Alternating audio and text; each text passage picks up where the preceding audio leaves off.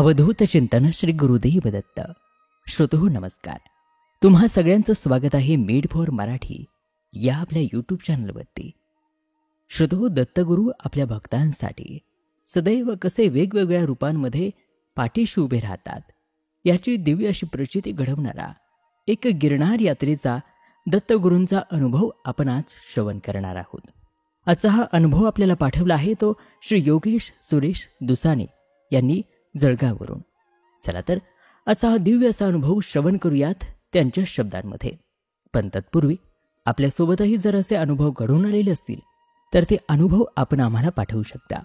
आम्ही ते आपल्या हजारो दत्तभक्तांपर्यंत पोहोचवण्याचं कार्य करू. चला तर श्रवण करूयात आजचा हा दिव्य असा श्री दत्त अनुभव. जय गिरनारी. श्री गुरुदेव दत्त. मी योगेश सुरेश दुसाने, गाव जळगाव. आजचा हा अनुभव खोटा वाटावा इतका खरा आहे. ज्या वेळेला मनाला किंवा आपल्याला वाटते ना की खरंच ह्या पृथ्वीवर देव असतात का किंवा आपली भक्ती कमी होते, अशा वेळेला फक्त एकदा श्री क्षेत्र गिरनार इथे जाऊन यावे असं मला वाटते. कारण खरं जर देव बघायचा अनुभवायचा असेल तर फक्त एकदा संपूर्ण तन मनाने श्री दत्तप्रभूंना शरण जाऊन गिरनारला जाऊन यावे. दत्त कोणत्या ना कोणत्या रूपामध्ये आपल्यासमोर उभे राहतात हा माझा पूर्ण विश्वास आहे. मुळात माझ्यासारख्या व्यक्तीने दत्त अनुभव लिहिणे म्हणजे खूप मोठी गोष्ट आहे. कारण कधीच कोणती तप पूजा अर्चा करणे हे मला माहीतच नाही. वडील असेपर्यंत किंवा त्यानंतरही सतत घरामध्ये नॉनव्हेज खाणे, कोणताही वार न पाळणे, घरी नाही म्हटले तर बाहेर गुपचूप खाऊन येणे हे माझे नेहमीचेच काम. मी मुळात नास्तिक नाही आहे. सर्व देवतांवर विश्वास हा होताच, पण मी शिर्डीच्या साईबाबांना जरा जास्त मानतो आणि माझे वडील शेगावच्या श्री गजानन महाराजांना. त्यानंतर मग आमच्या परिवारावर एक मोठे संकट आले. माझे वडील, बहीण यांच्या गाडीला एक अपघात झाला. त्यामध्ये सुरुवातीला वाटले की सर्व ठीक आहे, पण पुढील 4-5 दिवसामध्ये समजले की वडिलांना फुफ्फुसातून आतून मार लागला आहे. छातीच्या बरगड्या मोडून आतल्या आत खूप मोठ्या प्रमाणावर रक्तस्राव होतोय. खूप उपचार केले पण फायदा काही होत नव्हता. वडिलांची कोमात गेल्यासारखी अवस्था झाली. जळगावच्या डॉक्टरांनी हार मानली. त्यांना घरी घेऊन जा हा पर्याय त्यांनी दिला, कारण शेवटचा श्वास स्वतःच्या घरात घेतील म्हणून. पण तरीही आम्ही शेवटचा उपाय म्हणून मुंबईला जे हॉस्पिटलमध्ये घेऊन जाण्याचा निर्णय घेतला. आणि जे मध्ये घेऊन गेल्यानंतर वडिलांना 3-4 दिवशी शुद्ध आली. शुद्धीवर आल्यावर वडिलांनी गोष्ट सांगितली ती अशी की शुद्धीवर येण्याच्या अगोदर मला 2 काळेकुट्ट हात मला बगलेमध्ये धरून घेऊन जात होते आणि एका बाजूला हातामध्ये रुद्राक्षाची माळ मनगटाला बांधलेला असा एक हात मला घट्ट धरून ठेवलेला होता. शेवटी त्या 2 हातांनी मला सोडून जाता जाता बोलले की तू सुटलास. साक्षात श्री गजानन महाराज वडिलांना धरून होते. त्यांच्यापुढे या यमदेवाची काय ताकद. त्यानंतर हळूहळू त्यांच्या तब्येतीमध्ये सुधार होऊ लागला, पण त्यांचं शरीर आता पहिल्यासारखं राहिलं नव्हतं. फुफ्फुस खूप कमी प्रमाणामध्ये काम करत होते. त्यांच्या कामावर पण खूप बंधने आली होती. पण आनंद हाच होता की वडील या सर्वांमधून सुखरूप वाचले होते. पुढं माझं लग्न झालं. मला लग्नानंतर पत्नी ही पूर्ण शाकाहारी मिळाली. त्याच्यामुळे हळूहळू माझ्या खाण्यापिण्यावर नियंत्रण आले, पण तरीही गुपचूप खाणे चालूच होते. तिनेही कधी जबरदस्ती नाही केली की मला नॉनव्हेज सोडा, पण तिच्यात राहून ते आपोआप कमी झालं आणि मी पहिल्यांदा गुरुचरित्र पारायण केलं. गुरुचरित्रानंतर एक विलक्षण बदल माझ्यामध्ये जाणवू लागला आणि त्यानंतर साई चरित्र, गजानन विजय ग्रंथ, गुरुचरित्र यांचे पुन्हा पुन्हा पारायण होऊ लागले. पुढे जाऊन पत्नीला दिवस गेले. त्या 9 महिन्यामध्ये पत्नीचे रोज स्वामींच्या केंद्रामध्ये जाणे, औदुंबराला रोज 108 फेऱ्या मारणे, पारायण करणे हे चालूच होते. पुढे आम्हाला पुत्ररत्न प्राप्त झाले. म्हणतात ना की बाळावर गर्भामध्ये असताना संस्कार होत असतात, आणि झालेही तसेच. माझा मुलगा चिरंजीव नीरव उर्फ कृष्णा हा त्याच्या आईसारखाच दत्तभक्त झाला. नंतर जवळजवळ ॲक्सिडेंट नंतर तब्बल 8 वर्षांनी माझे वडील गेले. ते ज्या तारखेला ॲक्सिडेंट झाला होता त्याच महिन्याच्या त्याच तारखेच्या जवळपास ते गेले. दिवसामागून दिवस जात असताना कोरोना आला. त्यामध्ये आमची शाळा बंद झाली. त्यामुळे मी एका खुर्च्याच्या कंपनीमध्ये नाईटला आणि दिवसा डिलिव्हरी बॉयच्या जॉबला लागलो. ते करत असतानाच यूट्यूबवर श्री गुरुदेव दत्त मोराळे येथील माहिती मिळाली. मग थोडं का होईना मी दत्तभक्तीकडे लागलो. पण म्हणतात ना की काही चांगलं होणार असेल तर काहीतरी वाईट गोष्टींना अगोदर सामोरं जावं लागतं, आणि झालंही तसंच. एके दिवशी मी नाईटला कंपनीमध्ये जेवण करत होतो. त्या दिवशी आम्ही फक्त 3 लोक होतो. नेहमी एका मशीनवर 2 अशा प्रकारे ड्युटी असते, पण त्या दिवशी माणसे कमी होती आणि त्यामुळे मी एकटाच एका मशीनवर काम करत होतो. त्या दिवसाचा मला डबल पेमेंट भेटणार होता, म्हणून मी सुद्धा तयार होतो. साधारणतः रात्री 11 वाजता मला एकाने जेवणासाठी सोडलं आणि त्याने त्याच्या डब्यातील नॉनव्हेज मलाही दिलं. मी तो टिफिन आणि माझा टिफिन घेऊन आमच्या कंपनीमध्ये बाहेरील थोड्या मोकळ्या जागेत हवेत जेवायला बसलो. पण जेवत असताना फक्त 1 सेकंदासाठी जाणवलं की आपल्यासमोर कोणीतरी बसलेलं आहे. मी बघितलं, पण मला वाटलं हा माझा भास असेल आणि मी माझे जेवण आटोपले. त्यानंतर मी पुन्हा मशीनवर काम करायला लागलो. पूर्ण कंपनीमध्ये 2च मशीन सुरू होत्या. एकेवर एकटा मी आणि मधल्या 2 मशीन सोडून शेवटच्या मशीनवर ते दोघं आळीपाळीने मशीन चालवत होते. साधारण 3 वाजता माझ्या मशीनवर तयार खुर्च्यांची लाईन मला जागेवर लावायची होती.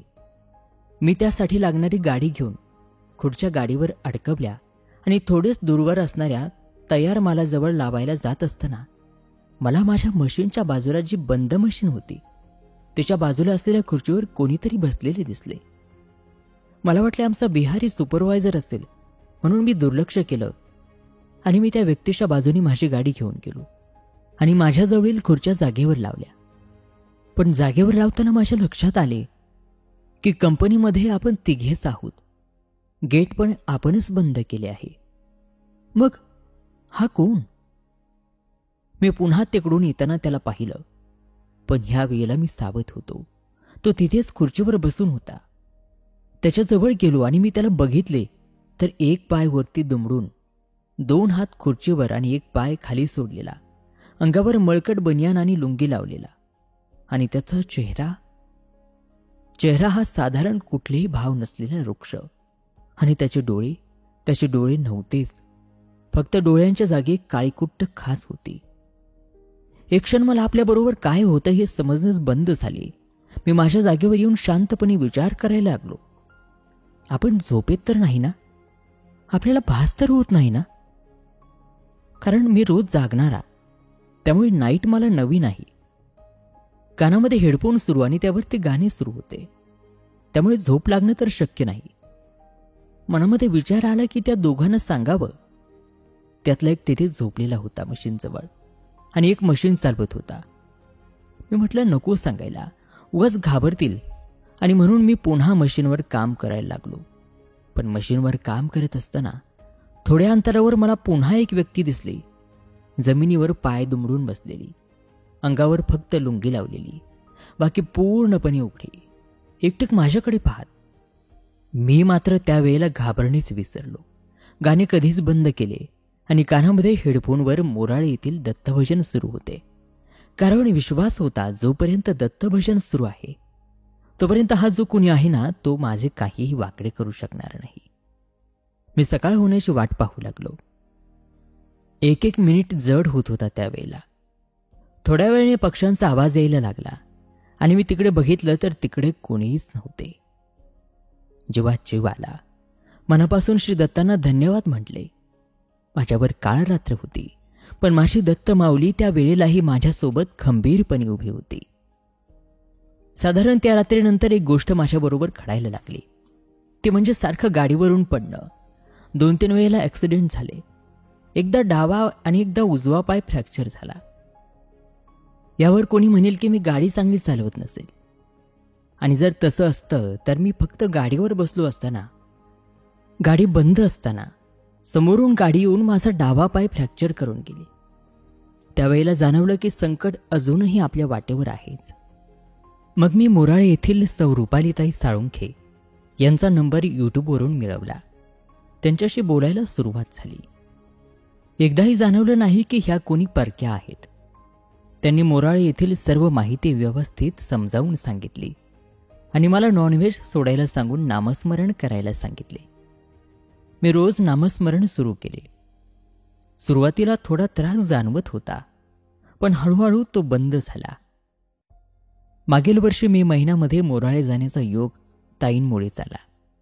तिथे गेल्यानंतर श्री संतोष दादा यांनी हे संकट काय येतंय ते बघितले आणि त्यांनी स्पष्टपणे सांगितले की घरावर वाईट शक्ती आहे आणि तीही कुणी आपल्या जवळच्या लोकांनी पाठवली आहे. त्यांनी काही खुणा सांगितल्या, त्या तंतोतंत खऱ्या होत्या. त्यामुळे अजून विश्वास जास्त वाढला. त्यानंतर श्री भालचंद्र काकांचे दत्तभक्तीबद्दलचे प्रबोधन ऐकले. खूप साधे माणसं, कुठलाही बडेजाव बाबा बुवा न करता मुद्देसूद आणि अत्यंत साधी सरळ सोपी दत्तभक्ती आपल्या आपल्या घरामध्ये बसून कशी करावी हे त्यांनी सांगितले. तेही 1 रुपया न घेता. त्यामध्ये अजून एक वेळचे महाप्रसाद करून त्यांनी आम्हाला रवाना केले. मला स्वतःला मागील 2 वर्षांपासून व्हेरिकोज व्हेन्सचा त्रास आहे. यामध्ये आपल्या पायाच्या नसा फुगून हिरव्या निळ्या पडतात आणि पाय सुजून चालणेही अवघड होऊन जाते. असा त्रास माझ्याप्रमाणेच माझ्या बहिणीला सुद्धा आहे. तिचे 2 वर्षांपूर्वी मुंबईला जे हॉस्पिटलमध्ये ऑपरेशन झाले. त्यानंतर हा त्रास मला होऊ लागला. मी चेक केलं जेजेमध्ये जाऊन, तर मागच्या वर्षी डॉक्टरांनी मला ही ऑपरेशन हाच एक उपाय आहे असे सांगितले. पण काही आर्थिक अडचणींमुळे मी ते करण्याचे टाळले. पण मागील 3-4 महिन्यांपासून मला पुन्हा त्रास जाणवू लागला आणि तो इतका की मी रात्री स्वतः उठून बाथरूमपर्यंत जायला सुद्धा मला भिंतीचा आधार घेऊन जावे लागायचे. शेवटी आम्ही ऑपरेशन करण्याचा निर्णय घेतला.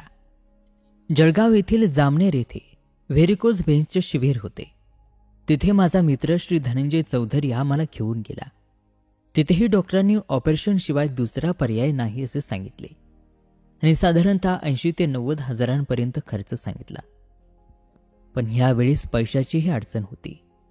शेवटी माझ्या पत्नीने सौ हर्षदा हिने स्वतःचे दागिने बँकेत ठेवून मला पैसे दिले आणि मला आणि माझ्यासोबत आईला एप्रिल महिन्यामध्ये मुंबईला पाठवले.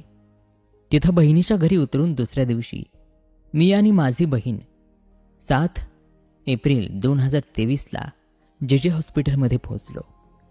तिथं पोहोचल्यावर कळालं की आज गुड फ्रायडे असल्यामुळे OPD बंद आहे. पण बहिणीच्या ओळखीने आम्हाला डॉक्टरांनी भेटण्याची परवानगी दिली. त्यांनी भेटून तपासणी केली. अजून 3-4 डॉक्टरांनी येऊन तपासले आणि सोमवार रोजी ॲडमिट होऊन जा, आपण बुधवार गुरुवार ऑपरेशन करू असं सांगितलं. मग सोमवार रोजी पुन्हा मी आणि माझी बहीण जे हॉस्पिटलला हजर झालो. ॲडमिट होण्याच्या तयारीने आम्ही सर्व सामान घेऊन सोबत रात्रीच्या जेवणाचा डब्बा सुद्धा घेऊन आलो होतो. डॉक्टरांनी OPDमध्ये तपासले आणि पुन्हा एक सोनोग्राफी करायला लावली आणि आश्चर्य असे, डॉक्टर म्हणाले की ऑपरेशनची गरजच नाही, सर्व गोळ्यांवर ठीक होईल. ही साक्षात माझ्या दत्तगुरूंचीच कृपा. म्हणजे जे डॉक्टर 1 वर्ष आधी त्यानंतर 2 दिवस आधी ऑपरेशन करायला सांगत होते, त्यांच्याच तोंडून ऑपरेशनची गरज नाही हे जेव्हा ऐकलं तेव्हा समजलं की आपल्या मागे जे दत्त उभे आहेत ना, तेच आपले संकट किती अलगद निवारून घेतात. ते पण आपल्याला न कळता. फक्त अट एकच, त्यांना अनन्य भावे शरण जावे. बाकी ते बसलेलेच आहेत आपले संकट दूर करण्यासाठी. ही बातमी मी माझ्या पत्नीला कळवली की डॉक्टर म्हणतात ऑपरेशनची गरज नाही. तिला खूप आनंद झाला आणि तिच्या तोंडून शब्द बाहेर पडले की आपण गिरनारला जायचं. मग सुरू झालं गिरनारला जायचं वेध. यूट्यूबवर सर्व माहिती मिळवायला सुरुवात झाली. आपल्या मेड फॉर मराठी चॅनेलचे सर्व व्हिडिओ बघितले. केने काकांबद्दल ऐकलं, त्यांचेही अनुभव ऐकले. मग मीच काय, घरातली आई, माझी बायको, मुलगा कधी एकदा गिरनारला जातोय असं होऊ लागले. ट्रेनचे रिझर्वेशन बघितले तर एकदम फुल होते. त्यामध्ये माझा मित्र धनंजय चौधरी हा सुद्धा यायला तयार झाला. त्यालाही खूप अडचणी आल्या, सुट्ट्याच नाही. फायनान्स क्षेत्र असल्यामुळे तिकीट कन्फर्म करण्याची जबाबदारी त्यांनी घेतली. 15 मेला निघायचे ठरले. 14 तारखेला तिकीट कन्फर्म सुद्धा झाले. सुरुवातीला फक्त गिरणारच ठरले होते, पण यूट्यूबवरून माहिती मिळवून द्वारिका, सोमनाथ हे सुद्धा करून आम्ही 17 मेला दुपारी जुनागड येथे उतरलो. तिथून रिक्षाने गिरनार तलेठेला आलो. रिक्षावाल्याने सुरुवातीला एका ठिकाणी घेऊन गेला, पण मी माहिती काढली होती की आश्रमशिवाय कुठेही थांबायचं नाही. आई, पत्नी आणि मुलाला एका ठिकाणी थांबवून मी आणि धनंजय श्री भारतीबापूंच्या आश्रम येथे गेलो. तिथे रूम बघितल्या. गॅलरीमधून अगदी समोर पहिल्यांदा श्री गिरनार पर्वताचे दर्शन झाले. मन भरून आले. नकळत डोळ्यातून अश्रू वाहू लागले. कारण म्हणतात ना की दत्तांच्या इच्छेशिवाय गिरनार दिसत नाही. तिथले ते भक्तिमय वातावरण, समोरच आमराई, त्यात शांत तपस्वी साधूसारखा श्री गिरनार पर्वत. त्यांनी रूमचे 800 रुपये सांगितले. 800 रुपये जरा जास्तच वाटले. बाहेर निघत असताना गेटवर एक व्यक्ती भेटली. गुजरातमध्ये मराठी, ती पण मिरज सांगलीकडील भाषेत. मला म्हणाली की कुठले तुम्ही? मी म्हटलं जळगाव खानदेशचे. ते म्हटले की आपल्याकडचेच ना मग तुम्ही तर. त्यांनी विचारले जेवले का? मी म्हटलं नाही, अजून रूम शोधतोय. ते म्हणाले अहो पहिले जेवून घ्या, रूमचं बघूयात नंतर. आणि त्यांनी तेथील अन्नछत्र येथे आम्हाला म्हणजे आई पत्नीला सोबत पाठवले.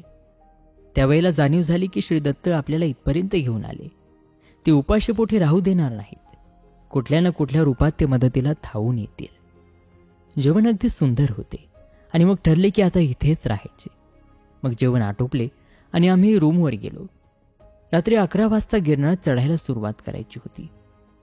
आईसाठी आम्ही ठरवले होते की आईला रोपवेने 5-6 वाजता वरती पाठवून देऊ आणि आम्ही पुढं तिला आमच्यासोबत घेऊ. त्या बिचाराने थोड्या वेळ झोपलो, पण आम्हाला खूप गाढ झोप लागली. जाग आली तेव्हा 4:50 झाले होते. पटकन रूमच्या बाहेर पडलो आईसाठी रोपवेचे तिकीट काढायला. पण आश्रमाच्या गेटवर तीच व्यक्ती भेटली आणि मला म्हणाली की तुम्हाला मी घेऊन जातो बुकिंग ऑफिसला, पण उपयोग होणार नाही, कारण 5ला रोपवे बंद होतात. आईला तुमच्यासोबत घेऊन जा रात्रीला. मी परत एकदा बाहेर जाऊन तपास केला तर खरंच बंद झाले होते वरती जाणारे रोपवे. मी परत रूमवर आलो. आईला सांगितले. सर्वांना प्रश्न पडला की आता आई 10,000 पायऱ्या कशी चढणार. पण श्री गुरूंच्या मनामध्ये काही वेगळेच होते, म्हणून कदाचित हे सर्व घडत होतं. आम्ही थोडा आराम करून संध्याकाळी खाली येऊन जेवण केले. रूमवरती येऊन तयारीला लागलो. सोबत महत्त्वाचं सामान घेतलं. मी आणि माझ्या पत्नीने अनवाणी पायाने जाण्याचा निर्णय घेतला. आईसाठी आणि मुलाला बूट घेऊन आम्ही निघालो. धनंजयने माझी सँडल घातली. 11 वाजता आश्रमाच्या गेटवरून रिक्षाने आम्ही गिरनारच्या पायथ्याशी पोहोचलो. तिथे हनुमानांचे आणि श्री स्वामी समर्थांचे दर्शन घेतले. पहिल्या पायरीवर डोकं टेकून श्री दत्तांना मनापासून विनंती केली की आता इथेपर्यंत तुम्हीच घेऊन आलात, यापुढेही तुम्हीच सोबत चला, तुमचे दर्शन होऊ द्या. तितक्यात आमच्या मागे 4-5 माणसं सुद्धा आली. ते पायरीच्या पाया पडले आणि आश्चर्य काय तर माझा 6 वर्षाचा मुलगा पाया पडतोय न पडतोय तोवर एक श्वान येऊन त्यापुढे थांबले. त्याला पहिल्यापासून कुत्र्यांचा खूप लळा, त्यामुळे मुलाने त्याला जवळ घेतले तर ते श्वान सुद्धा त्याला जिभेने चाटू लागले.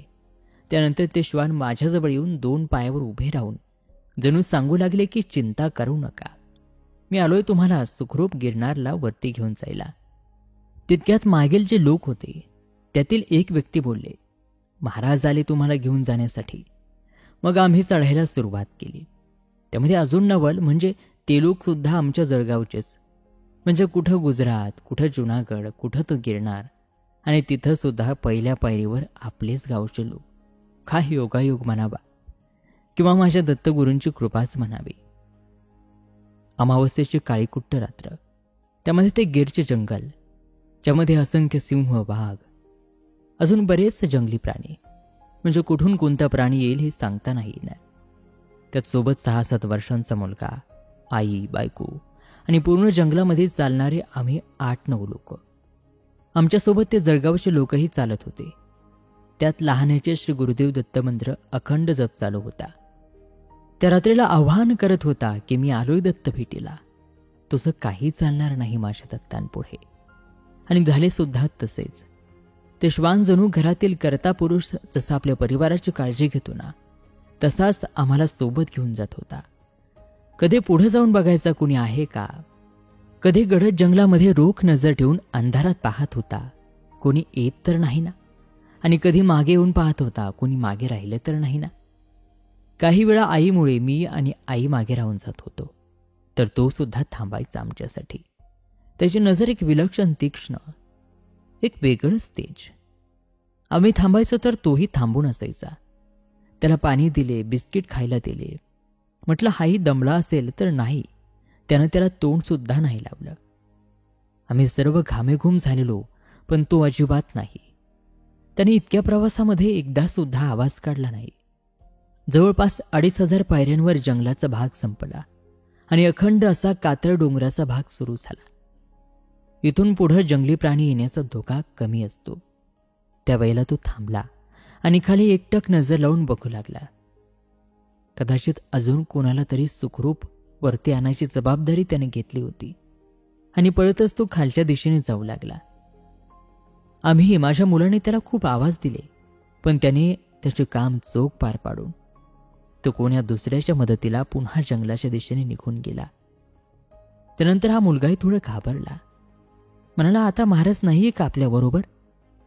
पण त्या अमावस्येच्या काळ्या रात्रीमध्ये घनदाट अरण्यात सुद्धा कुठं ना कुठं जाणवत होतं, हे गिरनारवर आपल्याबरोबर वाईट काहीच होऊ शकत नाही.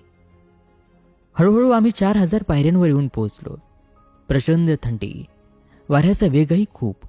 त्यात पहिल्यांदा ओले ढग सुद्धा असतात हे समजलं. म्हणजे जिथं मोठं झाड असेल फक्त त्याखाली पाऊस पडेल आणि बाकी ठिकाणी कोरडे. आम्ही अजून थोडं वरती गेलो. तिथं थांबून एका दुकानावरती चहा घेतला. आमच्यासोबतचे जळगावचे लोक वरती निघून गेले होते. त्यांच्यातील एक श्री विशाल शर्मा हेच आमच्यासोबत मागे चालत होते. त्यांनी त्यांच्या स्वतःजवळील बॅटरी आईला देऊन टाकली.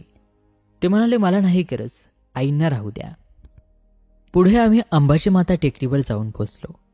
तेव्हा जाऊन समजलं की दत्तमाऊलींनी आईला रोपेने का नाही येऊ दिलं. कारण तिथली थंडी खूप जास्त होती.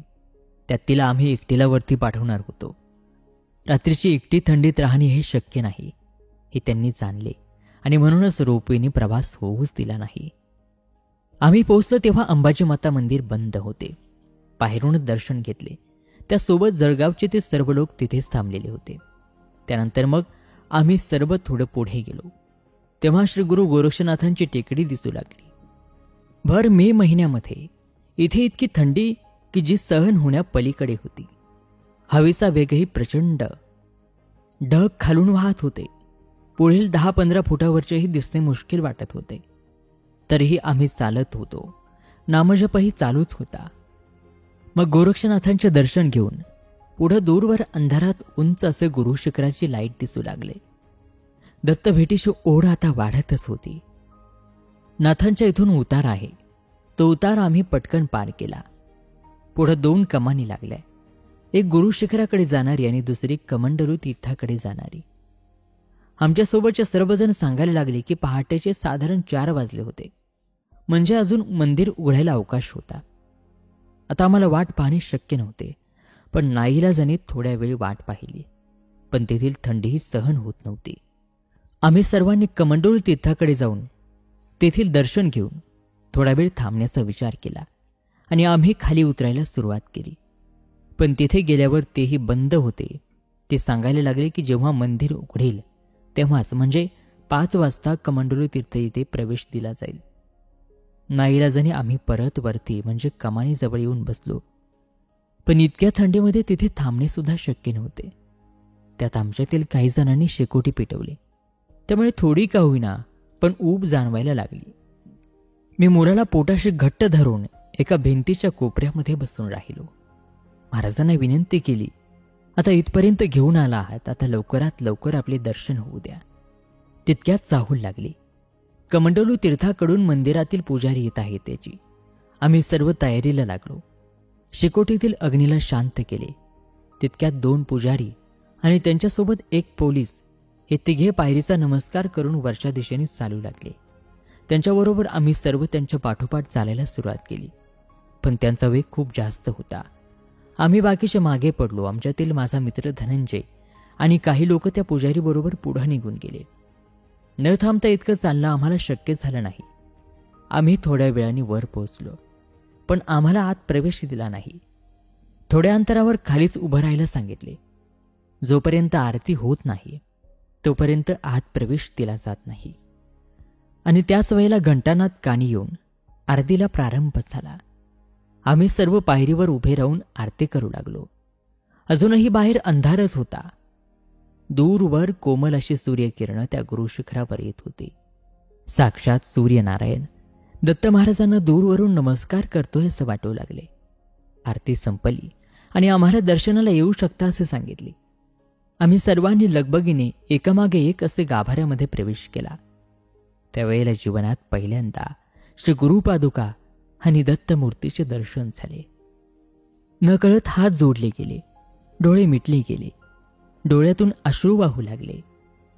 महाराज, कोणत्या जन्मामध्ये असे पुण्य केले होते की तुमचे दर्शन ह्या डोळ्यांनी केले?